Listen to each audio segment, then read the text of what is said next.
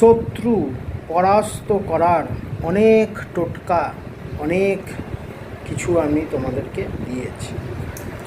এখন শত্রু পরাস্ত করার আর একটা ভালো টোটকা তোমাদেরকে আমি দিচ্ছি, যেটা এখন দুর্গা পুজো চলছে, মাতৃপক্ষ চলছে, যার ফলে কি হবে, মাতৃপক্ষ চলছে যেহেতু এই টোটকাটা কিন্তু খুব ভালো কাজ হবে।